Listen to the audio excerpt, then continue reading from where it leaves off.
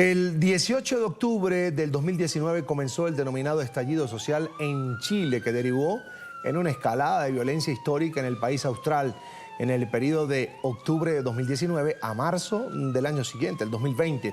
Cifras oficiales indican que al menos 34 personas fueron reportadas como fallecidas, producto de las manifestaciones, y de acuerdo con el Instituto Nacional de Derechos Humanos de Chile, hubo 3.700 víctimas de todo tipo, incluidas denuncias por violencia sexual y también por vandalismo que en muchos casos cruzó la línea y se convirtió en terrorismo urbano disfrazado de malestar político o social.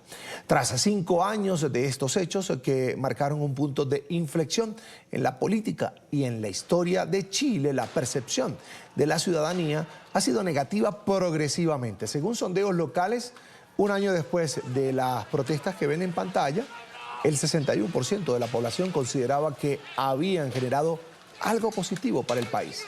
4 años después, solo el 26% lo considera algo positivo.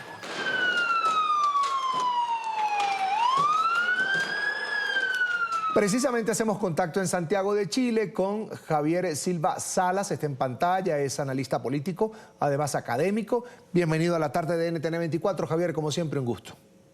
Buenas tardes, Carlos. Un saludo a todos en el continente. Es un gusto que puedas acompañarnos hoy, Javier. Del denominado estallido social del 2019, ¿qué se puede rescatar, te pregunto, como positivo para Chile y su gente?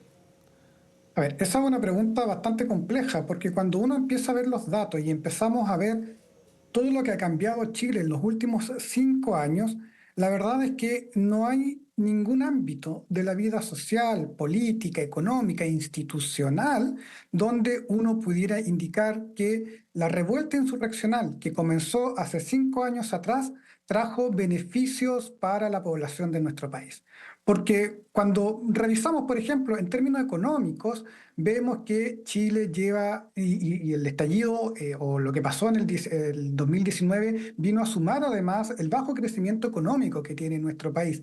Tenemos también un tema de la capacidad de respuesta política o institucional de la élite para responder a los conflictos, la cual se vio disminuida, y hoy en el fondo enfrentamos no tan solo los temas económicos, que tenemos una gran debilidad como país, tanto en la región, pero incluso a nivel mundial también, porque no somos competitivos, y por otro lado también tenemos que desde esa fecha hasta hoy hemos estado sufriendo los temas de delincuencia, de terrorismo, de crimen organizado, y por tanto la verdad es que en el largo plazo, y si vemos en retrospectiva o si vemos una evaluación de lo que pasó hace 5 años a cómo estamos hoy, no hay punto en el cual podamos decir, vaya que sirvió esto, porque en el fondo esto no fueron los sueños de la gente, esto no fueron demandas legítimas de la ciudadanía, esto fue un proceso insurreccional que en el fondo quiso hacerse del poder por medio de la violencia, quiso tomar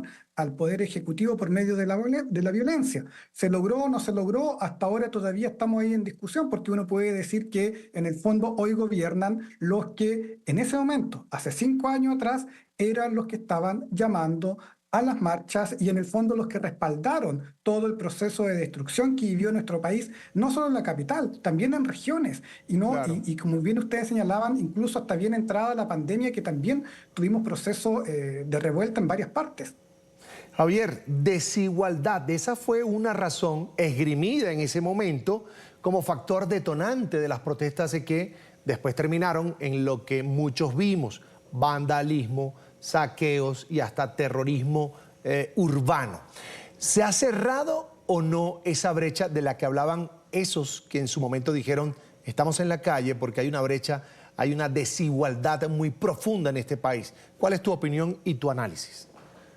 La verdad es que las protestas y el proceso insurreccional se dan en el país con mejor calidad de vida de Latinoamérica. Hasta el 18 de octubre del año 2019, ese título era y pertenecía a nuestro país, a Chile. Era el país con mejor calidad de vida de Latinoamérica, indicadores del sistema de pensiones, el mejor lugar donde ser adulto mayor, el que tenía la mejor educación según las pruebas estándares internacionales. y el proceso de mejora de las clases media y baja era notablemente ostensible según se informaba, por ejemplo, en ese momento por informe de la OCDE. Y la verdad es que 5 años después estamos peor que el 18 de octubre. Entonces, de mala forma podemos decir que fue la desigualdad lo que generó. Si acá en el fondo, lo que hubo fue un proceso de revuelta que lo que quiso fue subvertir el orden institucional, con argumentos como, por ejemplo, la desigualdad. Pero ojo, que estábamos viviendo en un país con calidad de vida de la mejor de Latinoamérica. Y eso hoy no lo estamos viviendo. O sea, hoy día incluso hemos perdido calidad de vida, no solo en las grandes ciudades, también en regiones, y producto además de lo que sucedió aquel octubre del 2019. Por tanto, es difícil ver o es difícil decir que nosotros hemos mejorado o que la desigualdad ha disminuido, porque en el fondo si es que ha disminuido ha sido porque ha aumentado la pobreza. Y así también aparecen en algunos indicadores del último tiempo. Entonces, es complejo el fenómeno que se da en Chile, porque se da una revuelta que supuestamente estaba sustentada en un malestar social, pero resulta que 5 años después nos damos cuenta que en realidad no estábamos tan mal como aquellos que nos estaban diciendo en octubre del 2019. Y en el intertanto, perdimos al país con mejor calidad de vida de Latinoamérica. Hoy Chile no crece, tiene un desempleo estructural del orden del 8 al 9%, una devaluación del peso que es tremenda respecto del 2019 hasta ahora en relación al dólar, fuga de capitales que ha sido destacado en los distintos informes del Banco Central, y por tanto hoy nos hemos quedado abajo del tren del desarrollo que veníamos intentando llevar en nuestro país. Entonces, hoy los que llamaron a ese proceso insurreccional, los que llamaron a salir a las calles, no se hacen responsables. Y peor aún, están en el Poder Ejecutivo llevando esta agenda del decrecimiento, de pobreza, de miseria, que es tan propio de los gobiernos del socialismo del siglo XXI y que hoy en Chile ya lo estamos, o sea, lo vivimos y lo estamos experimentando, y lamentablemente la salida es compleja, digamos, no se ve que sea una salida del corto plazo. Javier, según el Instituto Nacional de Derechos Humanos de Chile, producto de esas protestas y la acción de carabineros o de los cuerpos de seguridad de Chile, hubo 3.700 víctimas de todo tipo. Se habla de denuncias de violencia sexual, también por vandalismo, gente que perdió un ojo. Hay quienes al día de hoy, tengo entendido que solo 1.400 casos fueron judicializados o están en proceso. Hay gente que está reclamando justicia. ¿Qué ha sido de estas personas? Bueno, hay distintos casos. Hay casos que hemos visto que la justicia ha dictaminado que los carabineros, la policía que estaba involucrada, es tomada como inocente, y pienso en algunos casos simbólicos que han pasado en el último tiempo, donde la prensa justamente, y la prensa que busca desestabilizar a los países, eh, prensa digamos, de la desinformación, que manipularon videos para acusar de mala forma a carabineros. La justicia al menos ha funcionado en esos casos. Y también en esta fecha, hace 5 años, se decía que habían centros de torturas en estaciones del metro de Santiago, lo cual demostró ser falso a las pocas horas, pero fue también esto difundido por la prensa. La verdad es que hay que clarificar cuando hay violencia de este tipo, hay conflictos, estábamos en un conflicto y hay legítima defensa, o hay aspectos en los que Carabineros y la policía actuó de manera conforme a derecho, e incluso así lo ha hecho ver la justicia, y en otros casos que eventualmente podrían haber excesos de parte de la policía en contra de los manifestantes. Lo importante acá es que hay que dejar actuar a los tribunales de justicia de manera independiente, lo que hasta ahora tampoco ha pasado, porque el Ejecutivo se ha intrometido en algunos casos, ha puesto ahí opiniones, etcétera, y por tanto dificulta saber y conocer la verdad de aquellos que en el fondo buscan justicia, tanto por los carabineros o la policía que ha sido acusada de generar estos atropellos a los derechos humanos, pero también de aquellos que demandan ser víctimas. Y por tanto aquí, en el fondo, lo que debiéramos apelar es al Estado de Derecho, un Estado de Derecho que Chile se ha visto socavado, que un Estado de Derecho que está debilitado en nuestro país, pero que esperamos que en el corto plazo esto se revierta para por fin tener la claridad. No tan solo de eso, sino que también ver cómo fue que se organizó esta revuelta y, por ejemplo, quiénes fueron los que salieron a incendiar las más de 118 estaciones de metro en Santiago, los cientos de supermercados, las iglesias, etcétera, etcétera. Entonces, hay mucho todavía que no ha quedado claro. Muchos de esos casos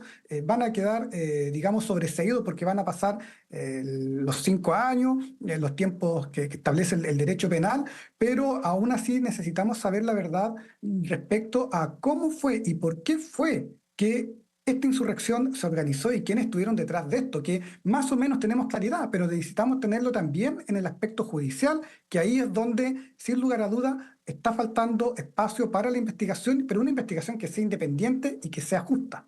Javier, me queda un minuto y quiero un comentario de Javier Salas respecto a que todo eso que ocurrió entre octubre de 2019 a marzo de 2020 conllevó a procesos constituyentes que fracasaron. No se pudo cambiar la constitución chilena. ¿Qué pasó? ¿Por qué no se pusieron de acuerdo?